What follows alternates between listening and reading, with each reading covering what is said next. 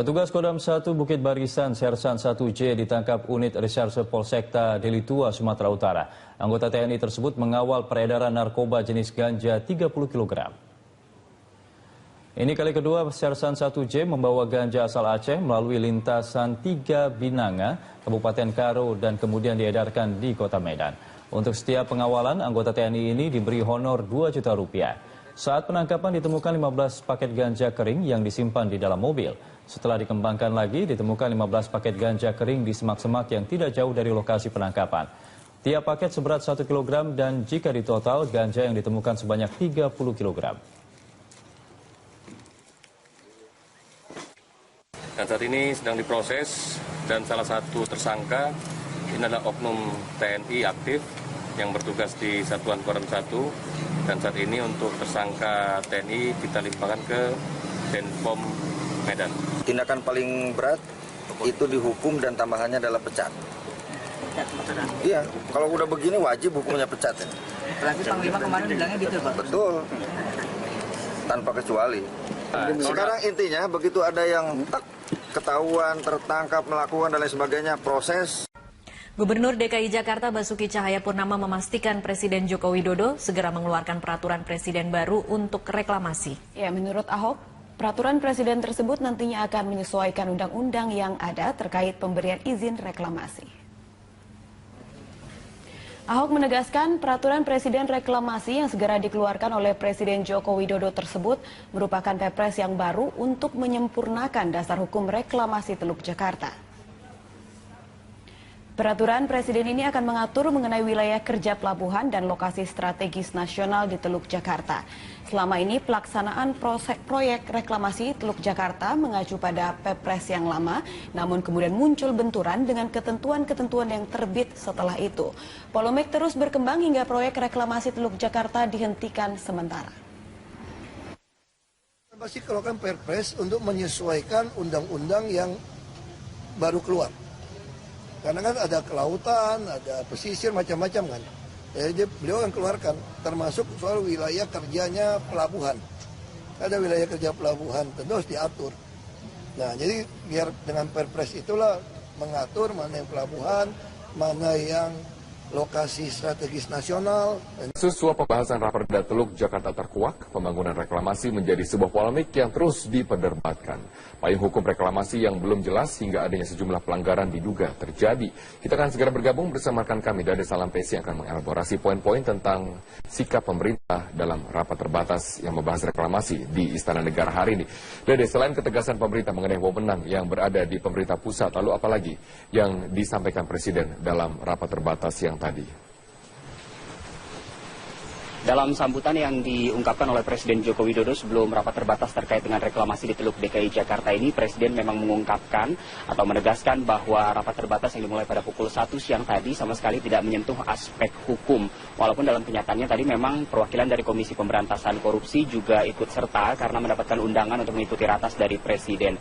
Dan Presiden juga mengungkapkan bahwa terkait dengan reklamasi ini memang sekarang sudah saatnya untuk berbicara lebih jauh ke depannya karena dari data yang dimiliki oleh Presiden Joko Widodo pada 2030 nanti dimungkinkan seluruh wilayah Jakarta Utara akan ada di bawah permukaan laut. Karena dari data yang ada setiap tahunnya untuk wilayah DKI Jakarta mengalami penurunan permukaan tanah antara setengah sampai 12 cm per tahun.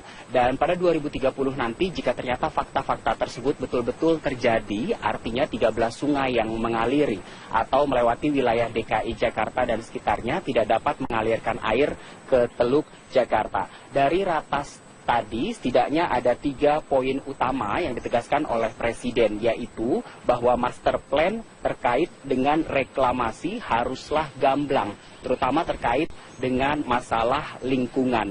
Dan yang kedua, tidak boleh ada pelanggaran kaidah hukum dalam proyek reklamasi ini. Dan yang ketiga, pembangunan tidak boleh mengesampingkan kehidupan nelayan yang ada di sekitarnya. Sebenarnya terkait dengan reklamasi ini tentunya memiliki banyak pro kontra dan juga untung dan rugi. Dari sisi pro pembangunan reklamasi ini, tentunya dengan pembangunan reklamasi dapat menghadang pasangnya naik air laut karena setiap tahunnya ada kecenderungan penurunan muka tanah di wilayah DKI Jakarta dan juga sekitarnya. Sementara dari aspek kontra, pembangunan reklamasi ini nyatanya ada sejumlah hukum yang dilanggar karena Pemprov DKI Jakarta bersikukuh bahwa pembangunan reklamasi di wilayah Teluk Jakarta ini merujuk pada keputusan Presiden nomor 52 tahun 1995.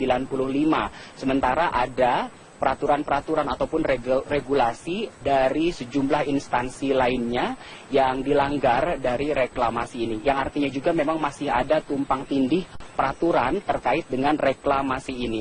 Dan apa saja keuntungan dari pembangunan reklamasi ini? Di antaranya tentu saja menyediakan lahan bagi negara ataupun kota. Ini juga terkait dengan aspek pariwisata maupun khususnya wisata bahari dan juga dapat membantu penataan pantai. Di samping keuntungan dan pro kontra tadi dari reklamasi ini, ternyata juga ada beberapa aspek kerugian dari reklamasi. Di antaranya perubahan ekosistem yang mengakibatkan banjir dan juga dampak buruk pada sistem drainase dan juga kerusakan-kerusakan lingkungan yang lainnya. Dalam rapat terbatas yang digelar selama kurang lebih 1,5 jam tadi, juga hadir 3 pimpinan kepala daerah, yaitu Gubernur Banten Rano Karno, Wakil Gubernur Jawa Barat Deddy Mizwar dan juga Gubernur DKI Jakarta Basuki Cahayapurnama. Walaupun Presiden Joko Widodo menegaskan dalam proyek reklamasi ke depannya tidak boleh lagi melibatkan swasta, yang artinya pemerintah baik itu pusat maupun daerah memegang kendali penuh terhadap proyek reklamasi. Namun tadi Ahok mengungkapkan Pulau O, P, dan Q yang ada di Teluk Jakarta yang belum diatur minta digabungkan dengan Pulau N. Dan Ahok juga mengungkapkan jika melihat hasil studi di Port of Rotterdam, maka seharusnya pembangunan proyek reklamasi ini 30% dikelola oleh pusat, sementara 60%-nya dikelola oleh pihak swasta. Dan dari hasil ratas tadi juga dijabarkan oleh Ahok, setidaknya ada satu fakta baru yang akan dikeluarkan oleh pemerintah, yaitu Presiden akan mengeluarkan Perpres baru yang disesuaikan dengan Perpres yang ada, seperti Perpres nomor 54 tahun 2008 dan juga Perpres nomor 122 tahun 2012. Robert. Baik, terima kasih Dade. Salam Pesi atas informasi dan langsung dari Istana Negara. Pemirsa, DPD DKI PDI Perjuangan hari ini terakhir menerima pendaftaran bakal calon gubernur dan wakil gubernur DKI Jakarta. Sebanyak 39 orang telah mendaftar dan 31 pendaftar baru telah mengembalikan berkas.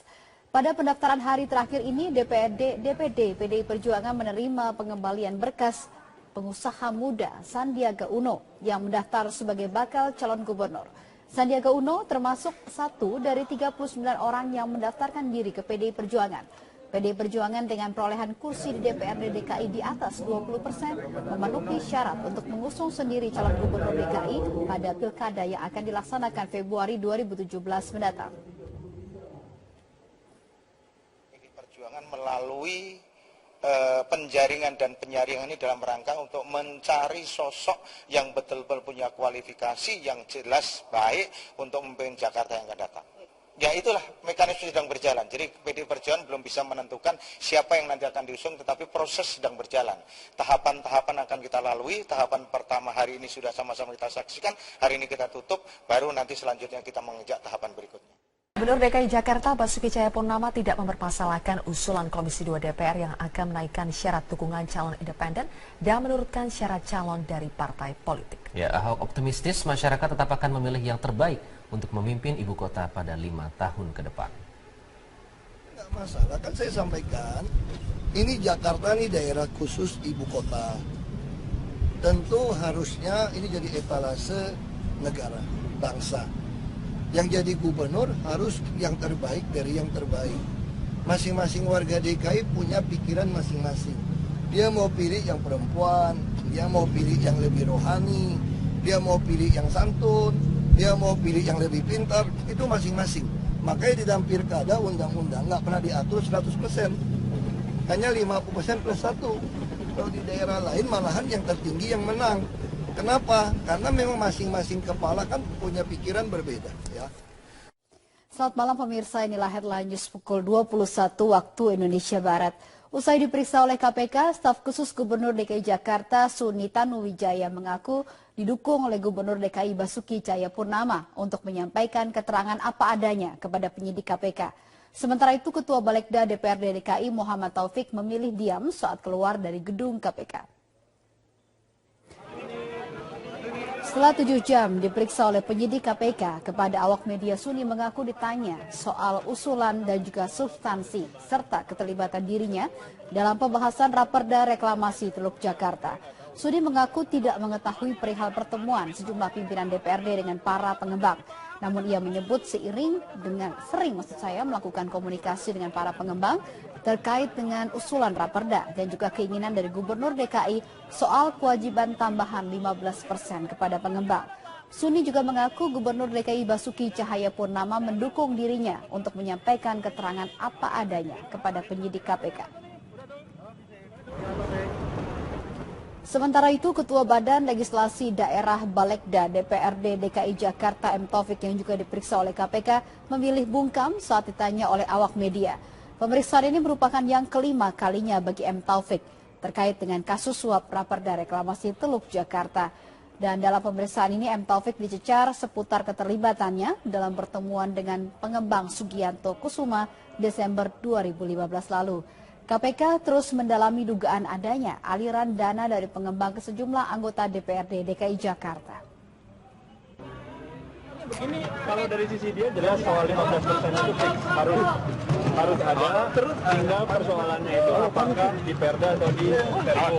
Tapi kan selalu karena ada ancaman dari DPRD akan deadlock, beliau sempat mengatakan ya selama yang penting 15% itu jangan dicoret. Gubernur DKI Jakarta Basuki Cahayapurnama atau Ahok membantah kabar akan memberlakukan pembatasan sepeda motor di sejumlah ruas jalan protokol Jakarta awal Mei mendatang.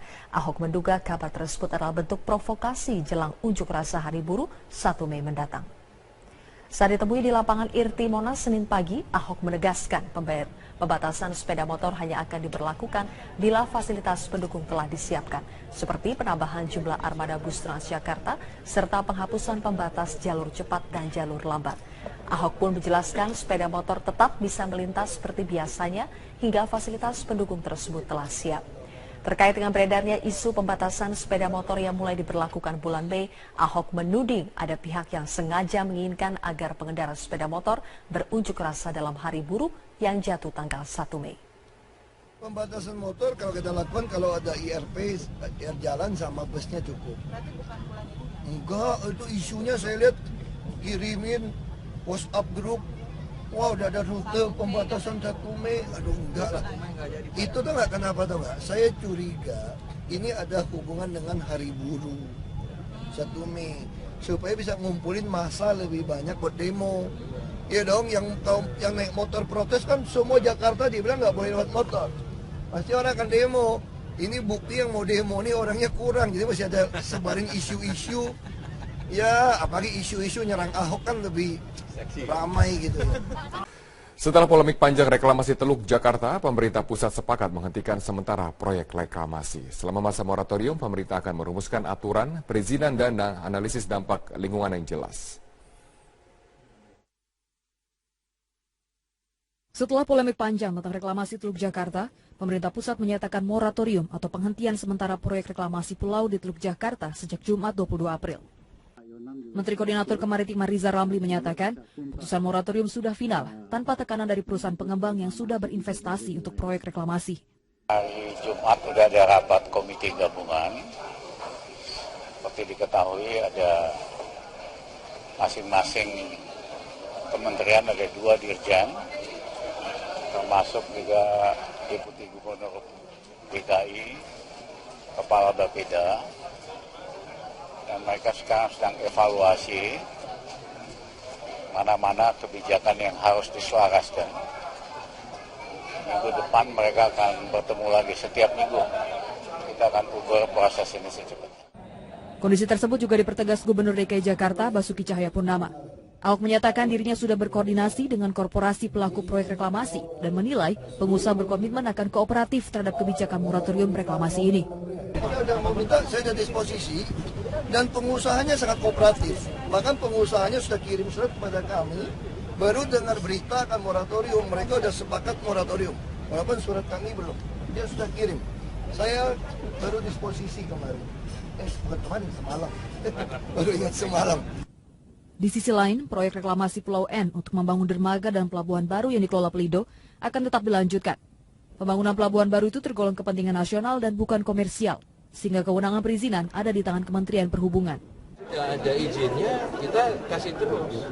Karena izin reklamasi, kalau di daerah lingkungan kerja pelabuhan manapun di seluruh Indonesia, itu tidak ada kewenangan yang lain, kecuali kewenangan Menteri Perhubungan. Itu nggak kena moratorium ya Pak? Misalnya. Kalau yang sudah izin dari Kementerian Perhubungan enggak. Sebelumnya Kementerian Koordinator Kemaritiman, Kementerian Lingkungan Hidup dan Kehutanan, serta Gubernur DKI Jakarta pekan lalu memutuskan untuk melakukan moratorium reklamasi Teluk Jakarta. Hal ini dilakukan karena reklamasi belum mempunyai landasan hukum yang kuat, serta masih perlu dilakukan kajian analisis dampak lingkungan lebih lanjut. Tim Liputan Metro TV.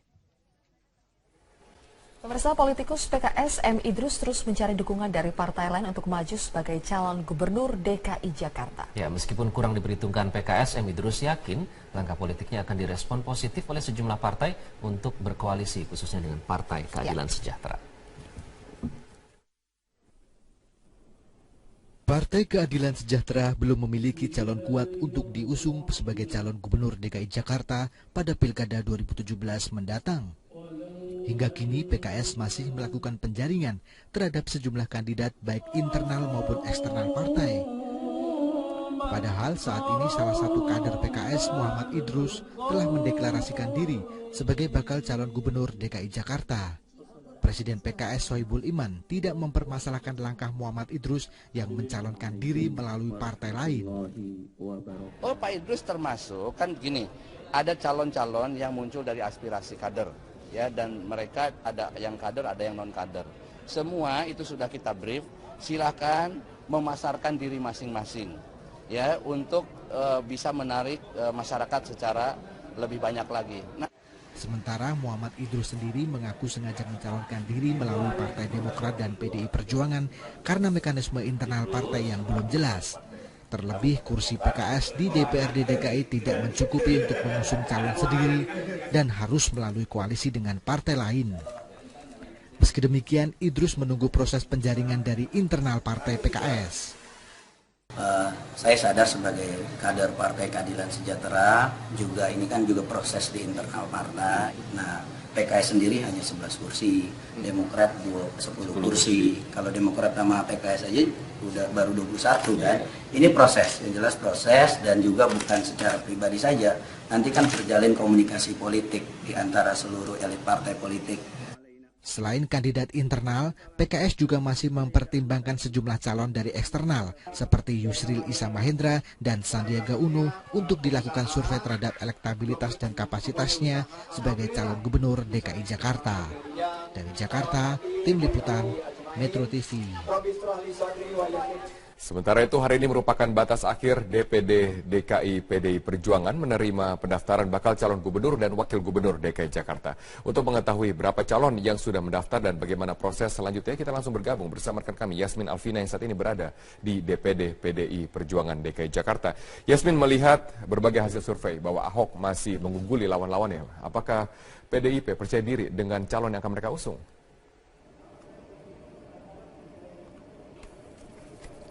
Ya Robert, nanti pertanyaan Anda akan kami jawab dengan narasumber yang sudah berada di sini, yaitu Wakil Pemenangan Badan Pemenangan Pemilu dari DPD DKI Jakarta. Namun sebelumnya saya akan menjelaskan dulu bahwa sudah ada 40 nama yang mendaftar sebagai calon gubernur DKI Jakarta melalui Partai PDI Perjuangan, dan hingga sore tadi sudah ditutup pukul 16 waktu Indonesia Barat, sudah ada 32 nama yang mengembalikan berkas, dan di antara 32 nama tersebut sudah ada nama-nama yang cukup populer untuk dibicarakan sebagai calon gubernur DKI Jakarta, yaitu adalah Yusril Iza Mahendra dan juga Hasnaini Muin yang dapat dikatakan juga sebagai wanita emas. Dan tadi pada pukul 15 waktu Indonesia Barat Sandiaga Uno juga sudah mengembalikan berkas untuk pencalonannya melalui partai PDI Perjuangan ini. Dan untuk mengetahui bagaimana strategi PDI Perjuangan untuk bertarung ataupun bersaing dengan